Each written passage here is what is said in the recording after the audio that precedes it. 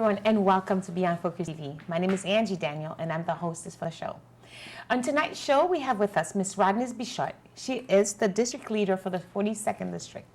As you all know, there was just a whole election time happening within Brooklyn.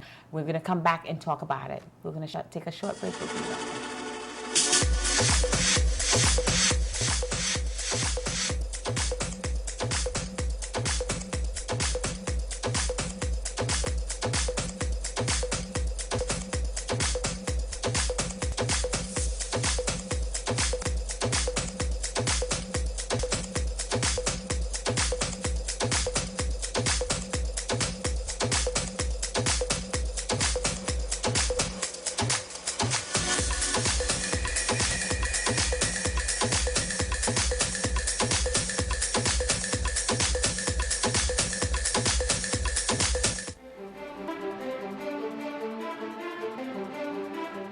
Welcome back to Beyond Focus TV. We have with us Ms. Rodneyse Bichotte. Welcome. Thank you. You are so welcome. I wanted to invite you after the election because I wanted the community to get to hear your point of views, and because we've had you on the show before, so people who have seen the show knows a little bit about you, but I'm afraid that we don't know who our real targets are. We have new people watching us, and then probably somebody who will not know who you are. So can you tell us a little brief of yourself, and then we're going to talk about the election. Okay, great.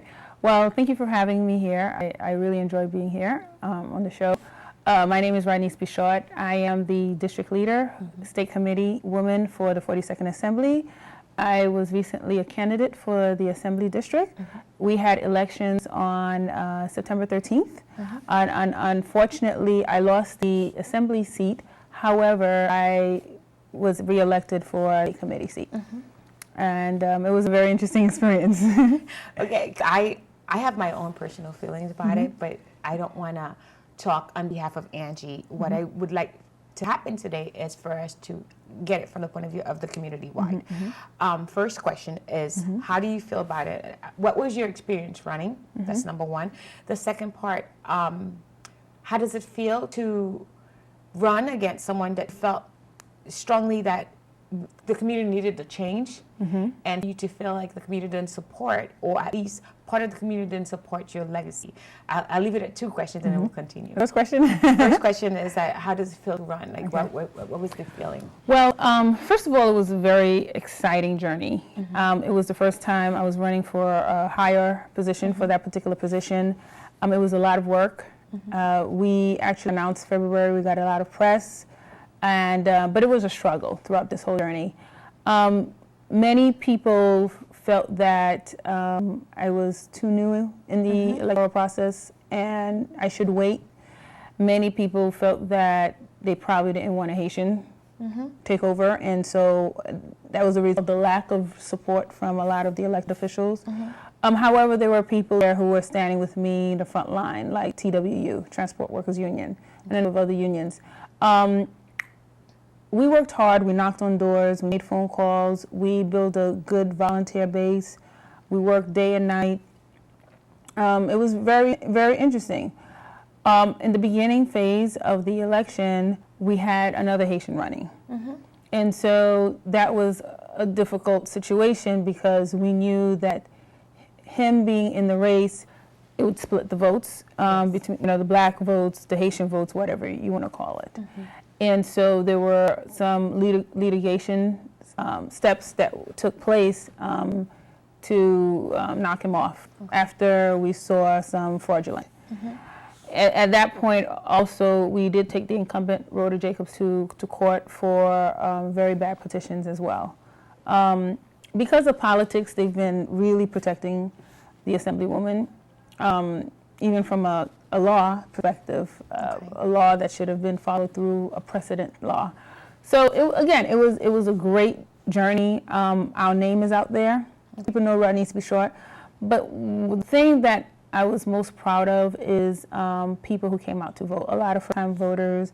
When we're talking about the Haitian community, oh my goodness, a mass of Haitians came out to vote. People who haven't voted before, elderly folks.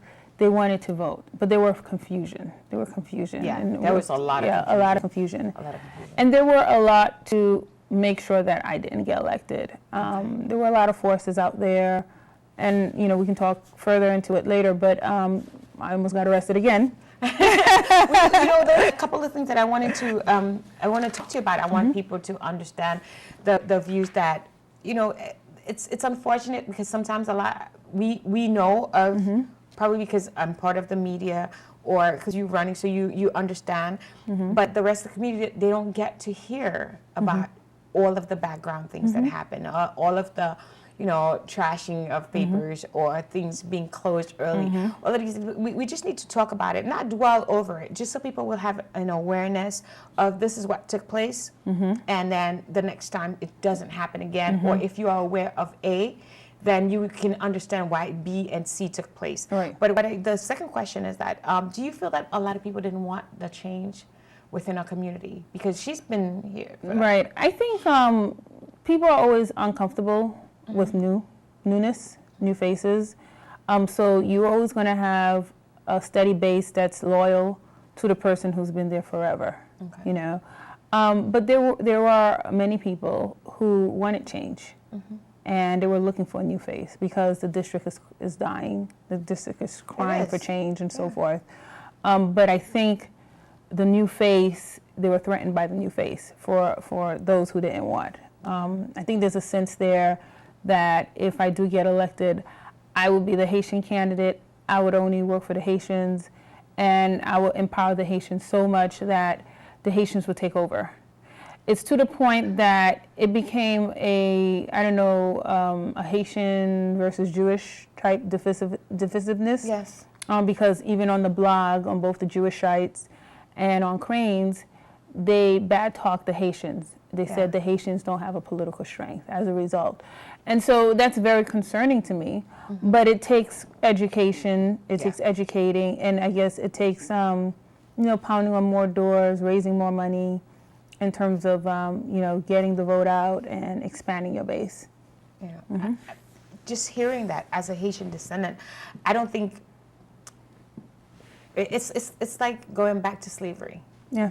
The whole idea of like, I don't want you to be able to vote because you were a slave or you're not half of the human that I am. Yeah. It's going back to that same concept and then taking it to say, as a Haitian, we don't want you to have that type of power. Right. What I think the community needs to understand is having a representative that's new, that's young, that's aware of what we need right now. Because our needs within Brooklynites itself, I'm telling you, it's huge. We have uneducated people that are in need of healthcare, jobs, just having community-based services. That the simplest thing that we need to have, like a center for youth, a center for older people, a senior center, a pool where younger people can go in after, to having a Y, things that are basic. To not have that available to us, just understand that we have 2 more years to work at it. It's very disrespectful to me for you to say like it's It is very disrespectful. I mean, the Assemblywoman, she had a blog out to the Jewish community and said that this is her biggest challenge. She needs help from the Jewish community and all the things that she did for the yeshivas and so forth. And then when people look at that, we're like, okay, these are the funds that you don't, contributed to that community, but how about the rest of the community, which is the majority of the community? Why aren't you crying for help, in the black, on the black side, or the white non-Jewish side? So that was very disturbing to me. And I mean, it is what it is. That's one of the reasons why I decided to run, because I wanted to give people access to resources, be more transparent, small businesses, working with the state and city to get senior centers opened, making that opportunity, youth programs, youth job training programs, having that again available. I think not the information just to one group of people, right, but to the whole community itself. Community. Yeah, and we're gonna take a short break and continue this conversation because there's something else that I wanted to kind of like talk about, so people will be aware of it. I just want people to be aware of what's happening. That's all that I wanted to do. So we're going to take a short break. We'll be right back.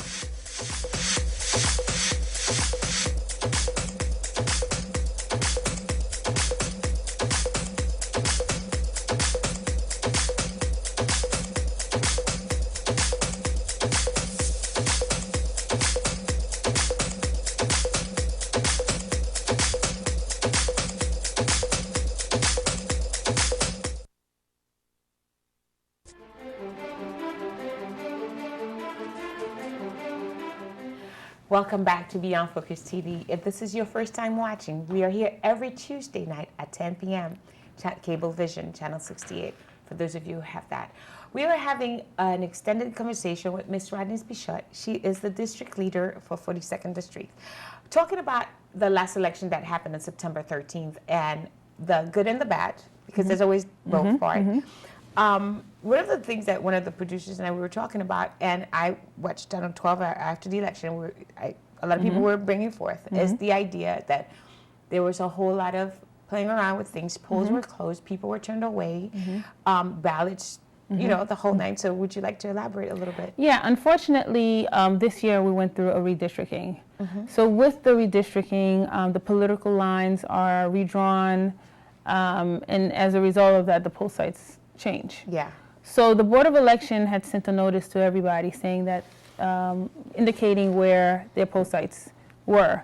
And that was a big mistake because it was wrong information. Wrong information. So they sent another package saying that, no, okay, this is your correct.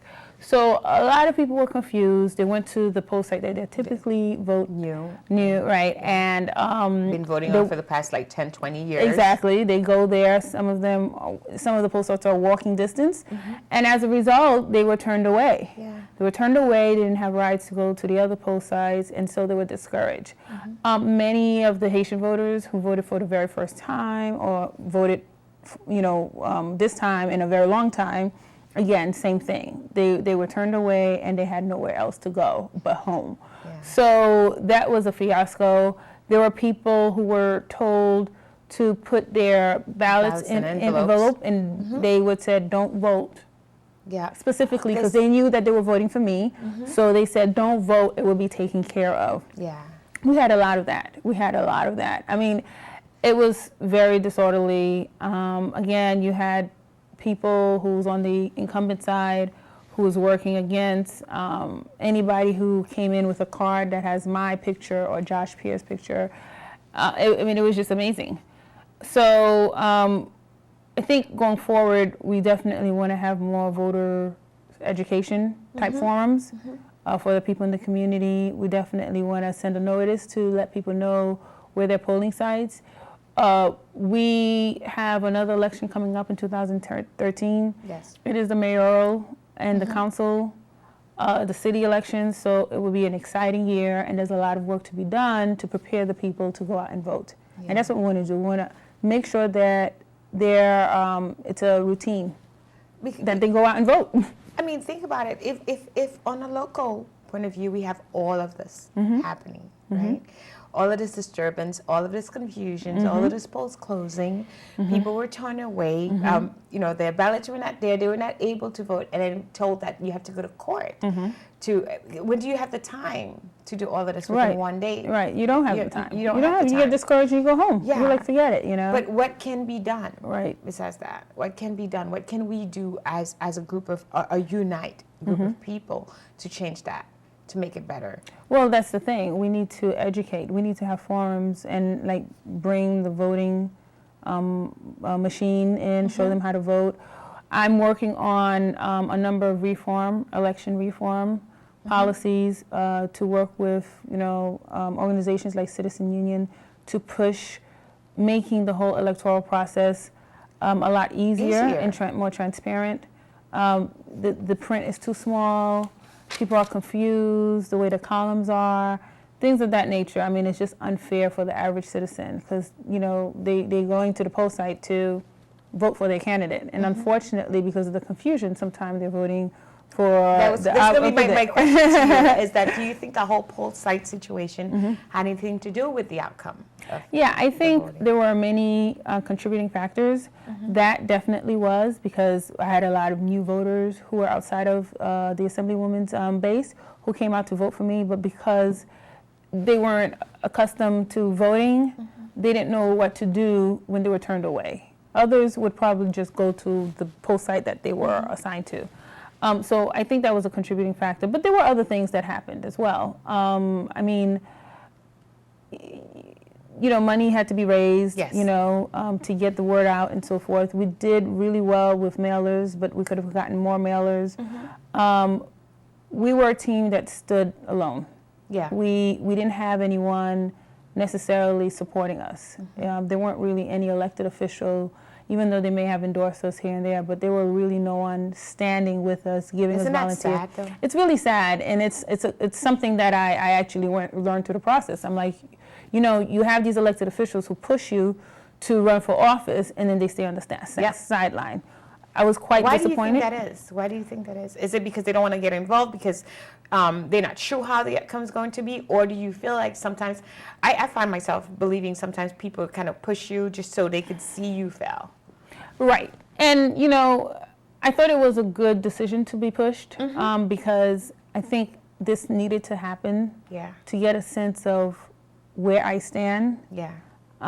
Initially, I was going to wait, but then I was pushed by some elected officials and people from the community, and I did it.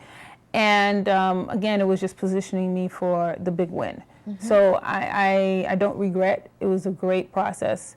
You know, other contributing factors, again, mentioning, you know, we had fights within our community. You know, we had another Haitian who was running, you know, and then, you know.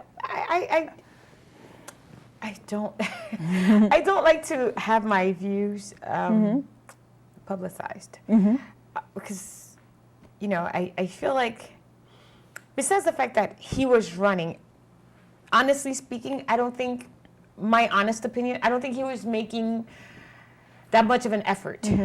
Or it's just my belief. I don't think he was making that much of an effort, or was he just being pushed to run?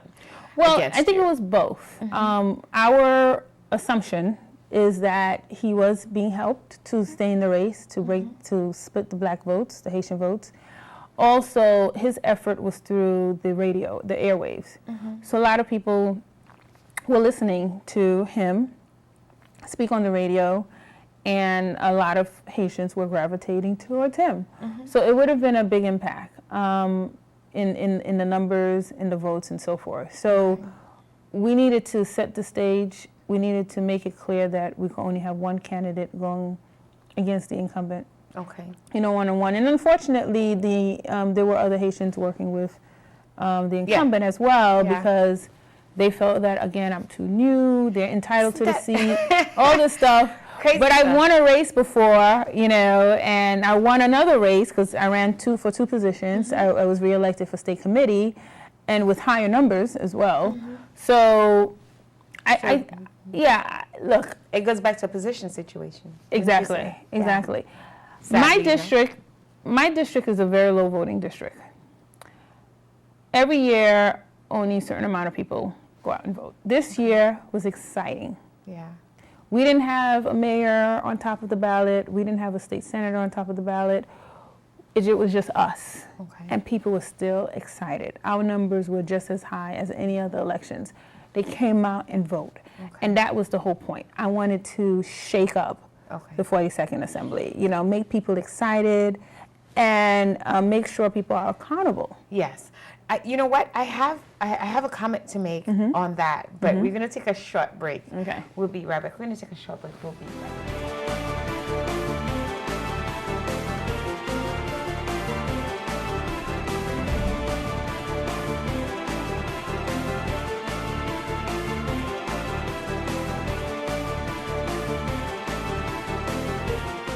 Welcome back to Beyond Focus TV. We are here with Ms. Rodneyse Bichotte. She is the district leader for the 42nd Street District. We were talking about the idea of what, you know, like the community needed to understand. Like you were talking about how you needed to educate the community in terms of getting the different polls and helping them for the next run. One of the things that I would love for you to do for me is to let the community know the importance of voting, how that changes their lives from this year to the following year. Well, for one, the community needs to know that local elections are very important because these are the elected officials who's going to tend to their needs, their immediate needs. Speak behind you. Exactly. On your behalf. They're the ones who fix the roads. They're the ones who are going to be voting on funding to save your homes. They're the ones who's going to pour funding on programs in the community. They fix your traffic lights, things like that. Yes. Our president won't be doing that. Yeah. Okay, he's more on a higher level. So the local elections are very, very key, and it doesn't take much to vote and elect someone who represents you. So can you tell them what they need to do? Because we need to let them know. Right. We need to help the community understand the basic of voting. Right. First, you need to be a citizen. Right. You need to be a citizen. You need to register to vote, and then you need to come to the primaries. Not November only. Yeah. Okay. Yeah. We have primaries in June for congressional races and in September for councilmatic and for state, for city and state. So they need to participate in the primary. That's when you pick the Democrat that you want. Yes. In this case, most of the borough of Brooklyn is Democrat, to be elected. And usually the general election doesn't mean much for most of the local elections. So that's what we need for them to do. In order for them to do that, we will try to build forums and civic type activities to show them how to vote, do registration, registration votes, where to vote, where's your poll site, depending on the address that you live in. That's key. Yeah. And again, we're gonna use this upcoming election as a dry run. As a dry run. So I think we look forward to that. Moving forward, leaving all of this behind, like you still have your position. Yes, I did. You're still within the community. What are your future plans for us? Well, after the election, I got up, I dusted off the dirt, and I am ready to be prepared for 2014. Okay. And so there's a lot of work to be done. I think the community knows I'm next. I've gotten a number of support from the Jewish community, as well as the greater community, whites, blacks, whatever. They said, Rodneyse, you worked hard, you've been the district leader, you have. And you're next. So we'll be behind you. So I think we're preparing for that. And there's a lot of work to be done. There's a lot of community work to be done, a lot of fundraising to be done.